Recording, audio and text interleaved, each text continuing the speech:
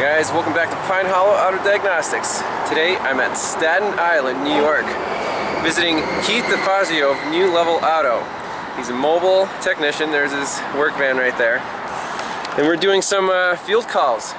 He said he averages about 15 cars a day, and that's like a light day. That's freaking impressive. But yeah, I'm just here. He invited me, he saw my videos, said, hey man, you should come on down. I got this cool gig going on here in Staten Island. So I'm like, why the heck not?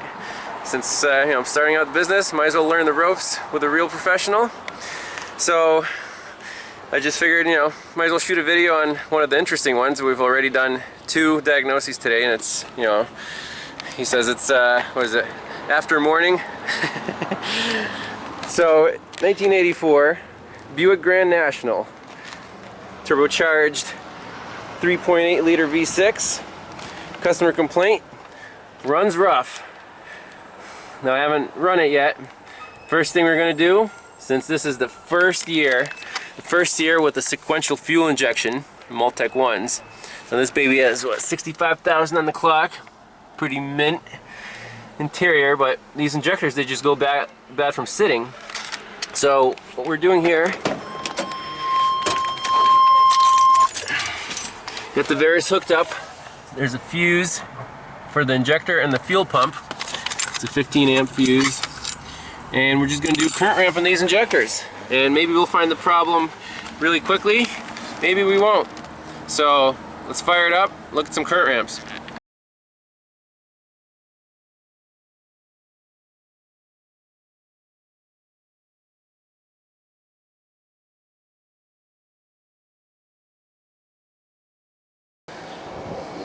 Alright guys, still day 1, Staten Island, 98 GMC 2500 cargo van, 5 liter V8.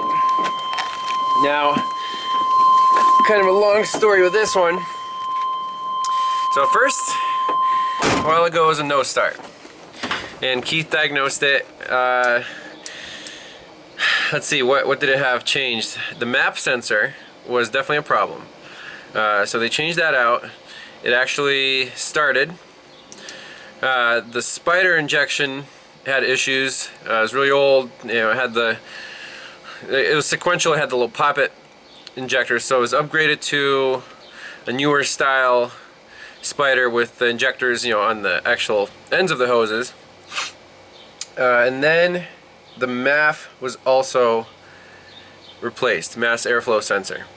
So now it starts, it runs, but it's doing some weird stuff. It idles high, and it kind of misfires a little bit. So what we're going to do is start it up. It's cold right now. We're going to pull up the data, see if it has any code stored, and do just look at some data and see what's going on here. Alright, we got throttle position or accelerator pedal position sensor 1, circuit short or low. O2 signal high, bank 2 sensor 1. Evap pressure sensor signal low, short. Fuel level sensor signal high, open. TP circuit intermittent low voltage. Now that's a lot of codes here to start with. What I might do is clear these, start it up, and see if anything comes back right away. So let's do that. And the Varus will save these in memory, so we don't have to write them down or anything. So let's go to clear codes. Yep. Okay. Display codes. Fuel level sensor signal high, open. We don't really care. Alright. Now let us look at data stream.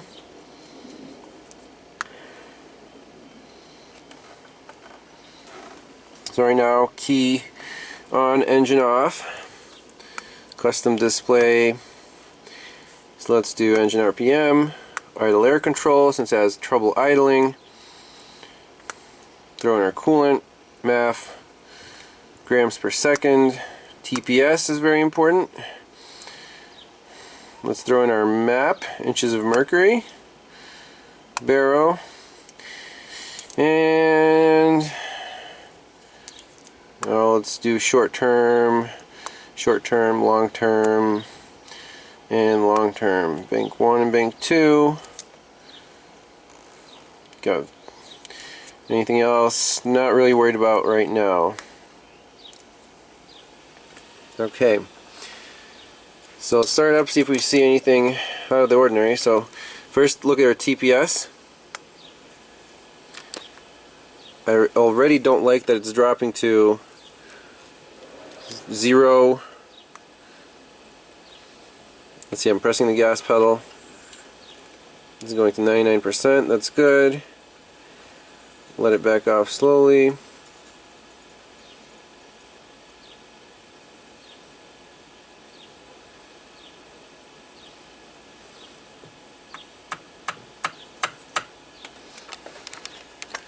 %. And our idle air control valve is at 180 steps. Now, let's see, did I do that?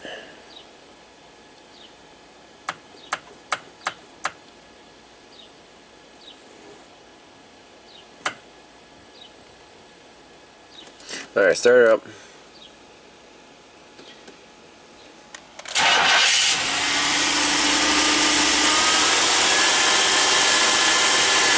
I don't like that. It goes between 0 and 6%. It's idling high. The IX position is at 200. Let's see, was there a desired idle PID? Desired RPM. Desired is 700, and we can't get it down. It's at 2,000 right now. Idle air control valve is at 194. Okay.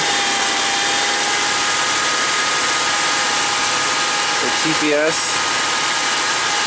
is all over the place between 0 and 7%.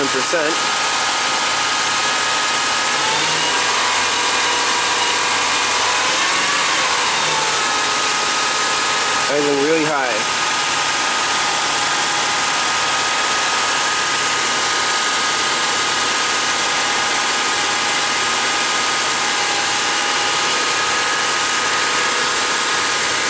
Alright, so, well, you can see as the idle air control valve dipped a little bit, it brought it down. Why is it hovering around 190? I have no idea. It's supposed to be trying to bring it back down. So let's shut it off. Oh look, it dipped down to 26, now it's back up to 288. We lost our data.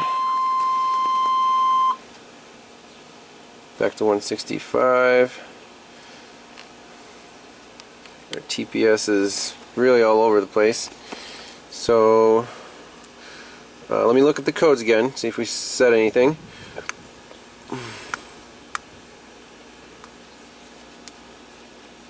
Evap pressure sensor signal low, fuel level sensor circuit signal high. So again, not helpful. Let me find this idle air control valve. Maybe, let's see, if we unplug it, then it'll just stay, you know, in its position, because it's I think it's a rotary valve. We can actually look that up. Yeah, let's see here, Savannah 2500, 50. Fuel injection, idle air control valve, component information. 4-wire stepper motor. So if you unplug it, it'll just stay right at that spot. PCM makes precise continuous changes. Okay.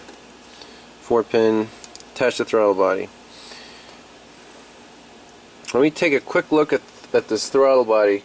Make sure the base idle screw wasn't messed with.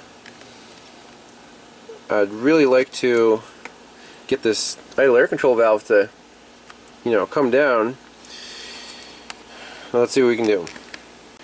So in the output controls, we actually have IAC motor reset and IAC control, which is awesome. So let's see what this guy does.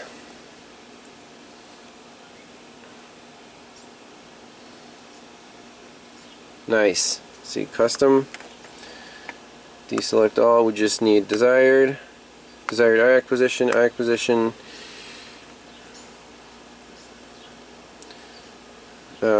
what else do we need? TPS. Let's graph that. And basically that's all we need. So okay. So 160, desired is 162.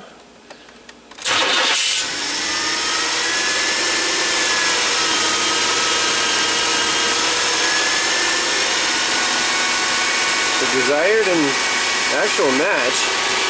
Let's start. And bring this guy down. Are you doing anything?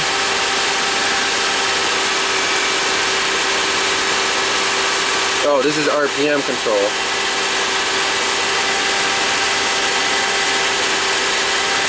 Why are we not controlling the idle air control? So let's get out of here. Try our motor reset.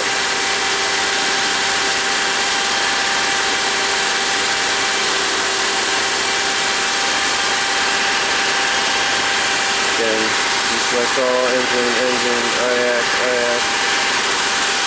Okay. Let's see what happens if you reset it. Sweet.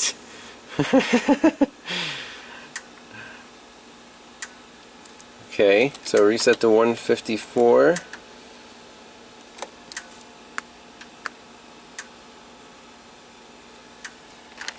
You actually see it resetting there. Boom. Okay. Start it up.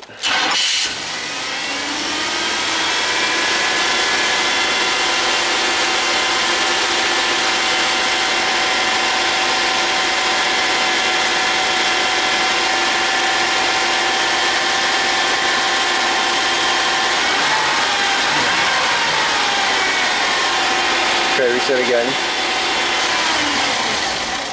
Stalls it out completely. And it comes back. So why is it not doing that while the vehicle is running? That is my question. And I really don't like this TPS right now.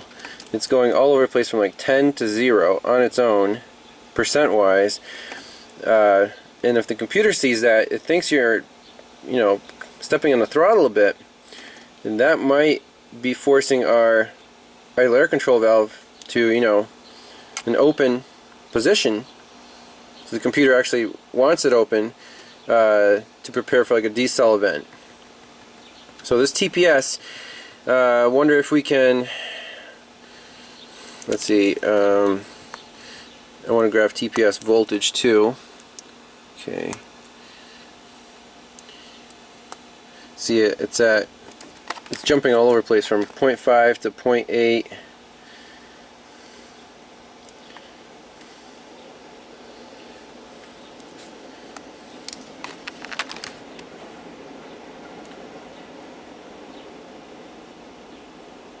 So you see it jump to 0.8 again right there, 0.7. It's correlating with the percentage. Although not. Okay, there's a dropout right there. Now I don't know if the voltage and the percentage are exactly 1-to-1. Let's see.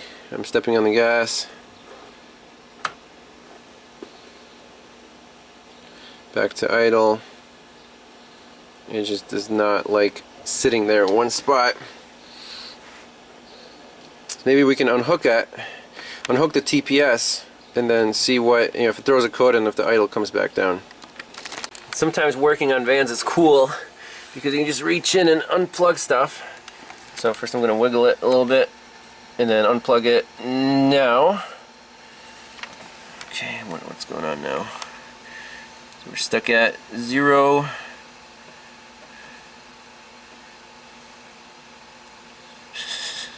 What is our voltage doing? TPS percent 0, TPS volts are all over the place. We might have to scope this out. Let's see how it runs without the TPS.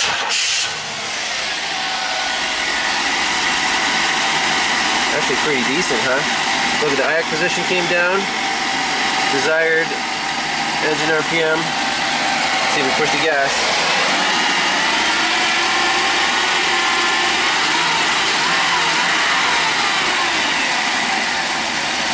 So we solved our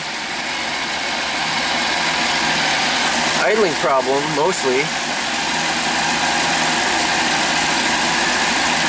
We plug the TPS back in, and it comes right back up.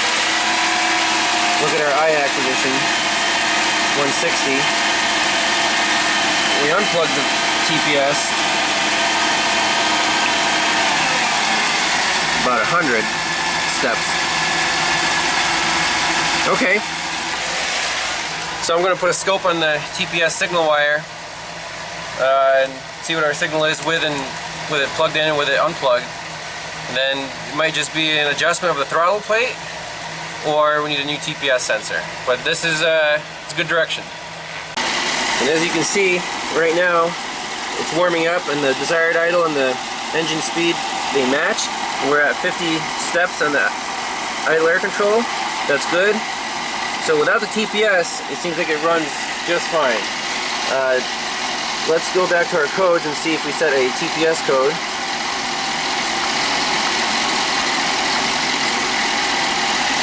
Yep, there it is.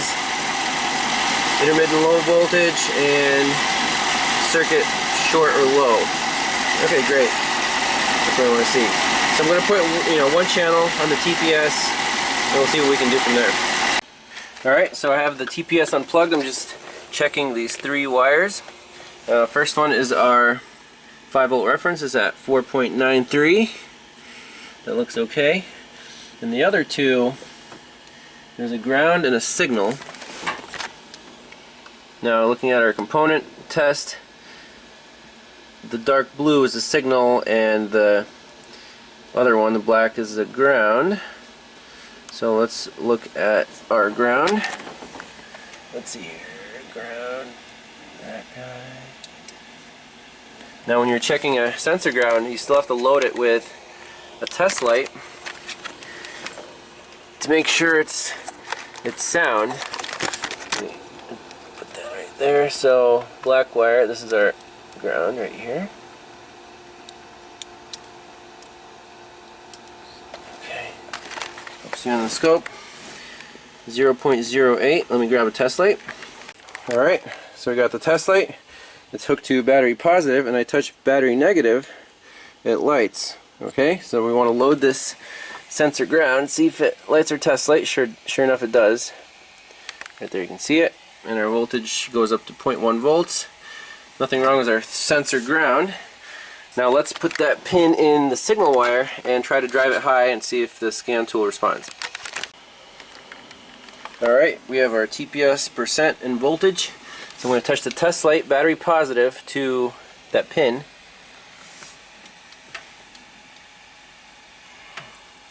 There you go, 5 volts, 99%. On, off.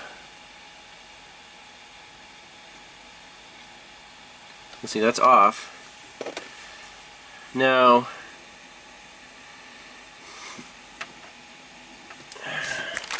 you'll see it's kind of all over the place right now. It didn't come back to 0.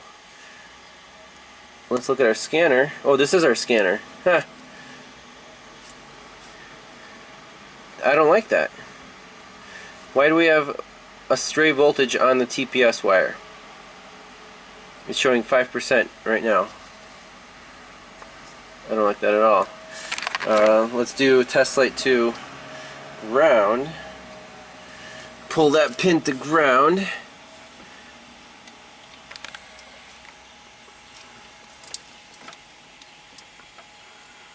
Okay, I'm pulling it to ground. 0.00. I let it go. We get some funky stuff. If I plug it in, I plug it into the actual TPS sensor.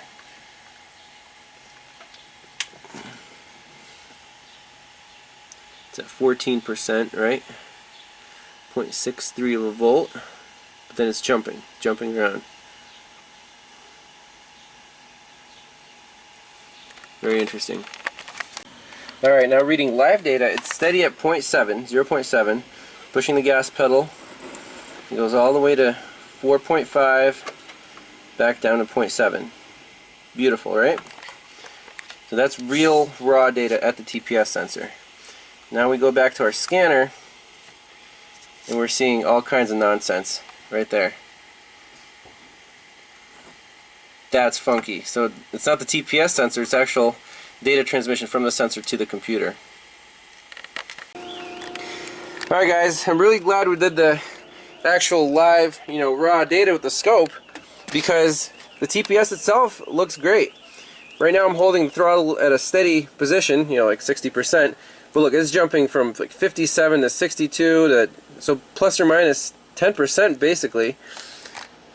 And you can see the voltage is varying by, a couple tenths of a volt, but that's a problem. And once again, we look at our raw data, we're at 2.4 rock steady. So next check you would do, after you've already thrown a TPS sensor at it, we go to the PCM, right? See what's going on over there. Well, let's take a look under the hood.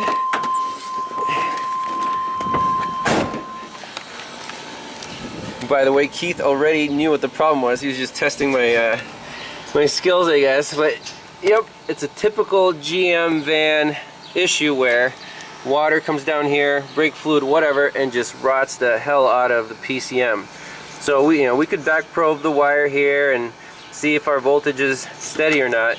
But that swing of 0.3 volts, no matter what position you're at, it's an internal problem. It's only on the scan data, okay? The voltage is coming here, it's perfect, it's fine, but then whatever the sensing circuit is in here, that is damaged by water intrusion. So there's no reason to beat this to death. It needs a new PCM, and check the connectors while you're at it, make sure they're not corroded. But I think that's it for this one. So we'll wrap it up here. Keith is being a little camera shy. Well, we might bring him in as a guest star tomorrow. So see you guys next time. Yeah. All right, so pop the connectors off. Apparently that is aluminum that is fused to the seal. So it doesn't look like it's making a watertight seal anymore. Let's see if we can flick that off. Beauty, right? Wow. Awesome. Yeah, so that gets in onto the board then and messes with the electronics in there. So I guess the connector itself, the pins look fine. Yeah, pins look good. Yeah. You want to pop the other one off? Or? Sure.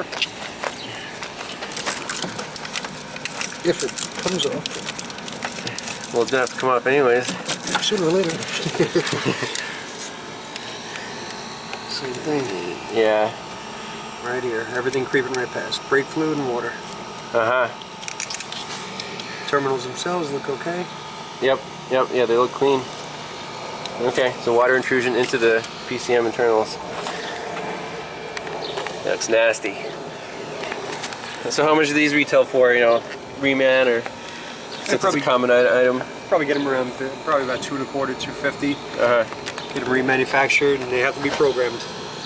Okay, and what tool can do that? The GM Tech 2? Or you can use a Tech 2, you can do a 2534 programming on these. You will have to do the pass lock relearn. They take a 30-minute relearn afafterwards. Wow. 10 minutes, 10 minutes, 10 minutes.